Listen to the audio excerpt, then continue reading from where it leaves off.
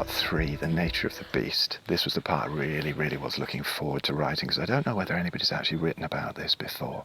And I think this is what makes my book stand out.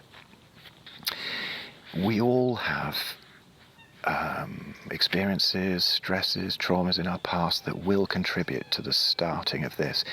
While you are ill, you can use it as a blessing to find out which joints the arthritis is going into, what's affecting you. It can be a clue if you relate it back to the emotional balancing.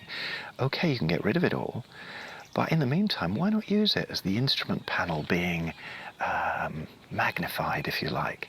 Being able to see what's actually wrong. It's such an exciting journey, it really is, looking into yourself. And anyway, then even when you are healed, you come out the other side a much more balanced, much happier, much more stable person. There are 3 parts to this third part, really. Chapter 10, First Awakening. This is about my youth, hallucinogenic experiences, having an enormous shift of consciousness and then resisting it, and how that taught my body how to resist life, really. And when you're resisting life, you're almost attacking life, and your body will end up resisting and attacking itself. It's a very interesting process. So this was about the first kind of failed one. I won't go too much into this. It's mostly personal story, so I can't really say too much. Chapter 11, Second Awakening. This was an evening in the summer of 2006 where I gave up all spiritual practices that had really been the quest of my life. And in that moment, there was the complete realization of the unity of everything. Something that's never left me. Something that 4 years later really stood me in good stead for actually getting through the arthritis and not looking at it too seriously, even when it was excruciating agony. But it doesn't solve everything. And so this is my story of how my sort of spiritual quest and leading up to that point in 2006, and how it's not the end to all problems, because then I got very sick. Sometimes after these things, you do get very sick. Chapter 12, Third Awakening. Really, this was a big one, because it was about letting go of the need to heal everybody, even if they don't want to be healed. The respect for people's journey. How that shifted my whole consciousness, and how I'm able to help people now with a real big heart.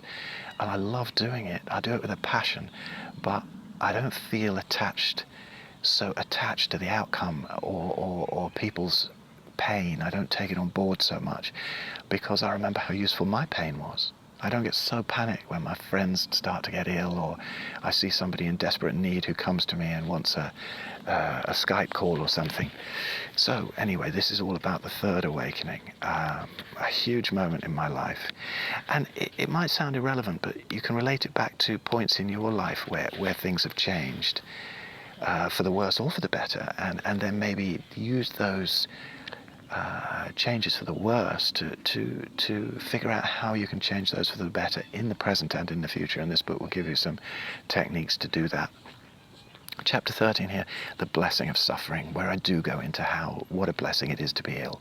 It isn't when you're caught up in the medical paradigm, because you don't get healed and they don't tell you how to do it, how to get better. They don't. So it becomes fear, it becomes discomfort, it becomes horrendous. So the blessing of suffering, it changes your life. All pain is growing pain.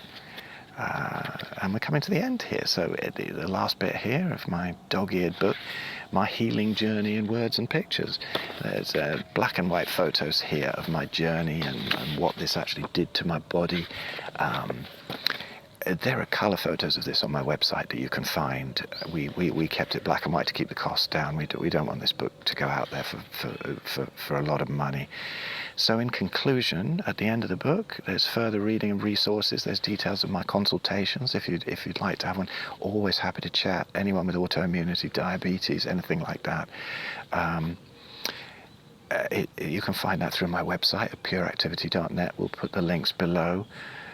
There's testimonials of people I have worked with. This was just from a short space of time. There's more there now on the website that you can find, pureactivity, one word, .net. And that's my book, Arthritis. the best thing that ever happened to me.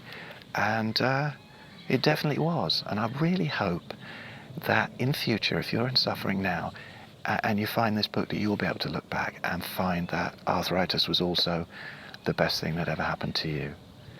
And I really look forward to hearing your stories, your success stories. This is my greatest reward. So enjoy. Amazon,